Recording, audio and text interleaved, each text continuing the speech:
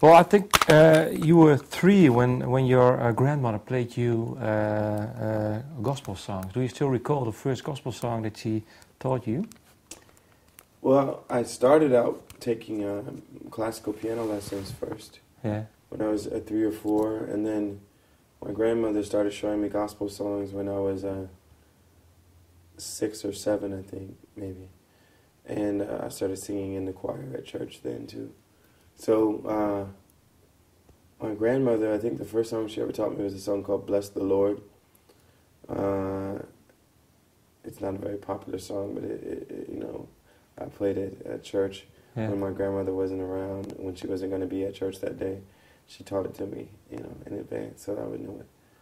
And that was the first song I played for the choir at church. Okay, and do you still have a song that you say, to this day I really like that song? Maybe gospel song that you used to play when you were young? Well, there's plenty of songs that I loved then and I still love now. There's a lot of great gospel songs.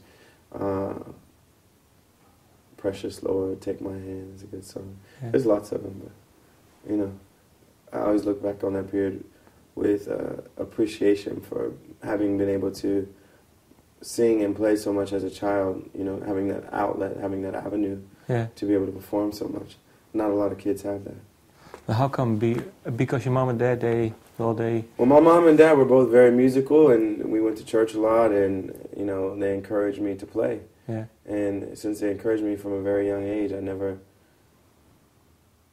really experienced life without music. I've never experienced life when I wasn't playing and singing. Yeah. And were you into maybe what sort of music were you in back then? Because I think it was the early 80s. Well, as a kid, I was just exposed to mostly gospel because that's what my parents played at home. Yeah. I knew about Michael Jackson. I knew about Prince and Madonna and different artists like that, and George Michael and all these different artists, but we didn't listen to them a lot at home because my parents listened almost exclusively to gospel. Yeah. And so I would say I wasn't really that aware of what was going on the radio in the 80s.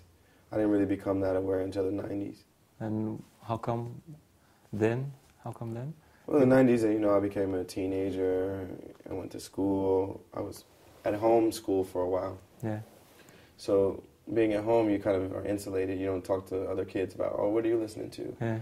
But when I went to middle school, that's when I started to hear what all my friends were listening to.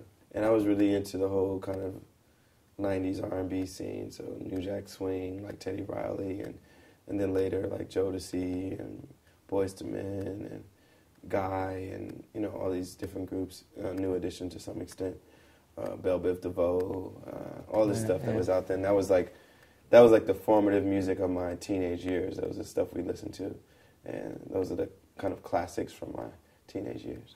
And did you already start to write your own music back then? Or? I started writing music when I was probably 9 or 10, I think. I started writing songs, R&B songs, love songs, gospel songs. Were they good? They were okay. They weren't great, but, it was not bad for a kid. Yeah. But do you still listen to? Do you still have them on tape and maybe? No, I don't have them on tape. Reminisce sometimes. I don't have them on tape. I'd be curious to hear what my voice sounded like compared to now. Obviously, it was much higher, but it'd be interesting to listen to it comparatively.